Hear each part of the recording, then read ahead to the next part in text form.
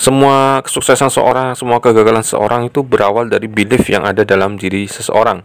Apa itu belief? Belief adalah keyakinan ya. Keyakinan ini tercipta dari interaksi antara manusia itu sendiri, antara dirinya itu dengan lingkungannya ya. Seperti di rumah seperti apa, sekolah keyakinan yang tertanam seperti apa, apakah pelajaran itu sulit, apakah guru itu galak atau guru itu baik, apakah teman itu membuli, apakah teman itu baik, dan komunitas dan lain-lain. Dan ini akan membentuk belief dari seorang. Misalkan contoh gampangnya, jika teman-teman adalah seorang pelajar, maka misalkan seringkali dulu saya sekolah juga, wah matematika sulit nih gitu ya. Padahal dalam diri teman-teman semua itu ada yang namanya potensi, betul ya? Ada potensi.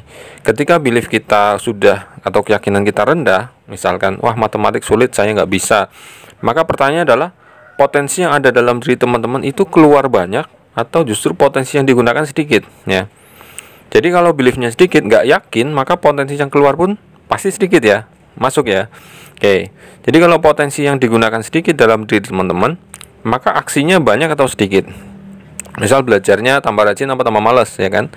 Kalau potensi sedikit, maka belajarnya bisa jadi tambah malas dan hasilnya juga nanti sedikit ya. Aksi sedikit, hasil sedikit. Dan hasil yang sedikit misalkan nilainya di bawah passing grade, misalnya nilainya cuma 50. Nanti beliefnya juga, ya kan betul saya nggak jago matematika, saya nggak pinter matematika gitu ya.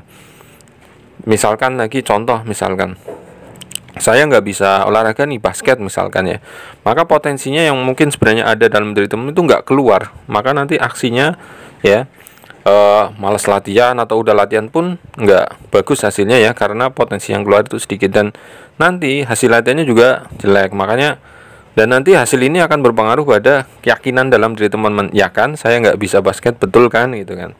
Tapi kalau kita ingin merubah semua itu, awali juga dari belief. Misalkan gini, matematik tadi beliefnya adalah sulit.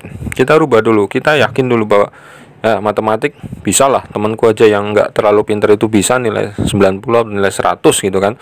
Yakin kamu pasti bisa gitu. Nanti kira-kira potensi yang dalam diri teman-teman itu bisa keluar lebih banyak nggak, ya kan? Pasti kalau yakin, potensi juga keluar. Kalau potensi keluar, maka aksinya banyak. Bisa jadi belajarnya tambah rajin, ikut les ya. Kemudian nilainya juga, hasilnya ini nilainya misalkan nanti keluar 90. Nah, beliefnya juga akan terpengaruh. Misalkan dengan nilai 90, maka teman-teman tambah yakin, wah ternyata saya bisa ya matematika misalkan. Maka nanti beliefnya akan tambah besar. Kemudian berputar lagi, potensi semakin besar, aksi belajarnya semakin besar, hasilnya semakin besar lagi. Katakan ini jadi 100. Kemudian dengan nilai 100 itu beliefnya tambah gede lagi, potensi dan semacam itu terus-terus. Jadi berputar seperti itu. Kalau beliefnya kecil, potensi kecil, aksi kecil, hasil kecil, kembali lagi ke belief, tambah kecil lagi beliefnya, potensi tambah kecil lagi. Jadi orang miskin tambah miskin lagi, orang gagal tambah gagal lagi gitu.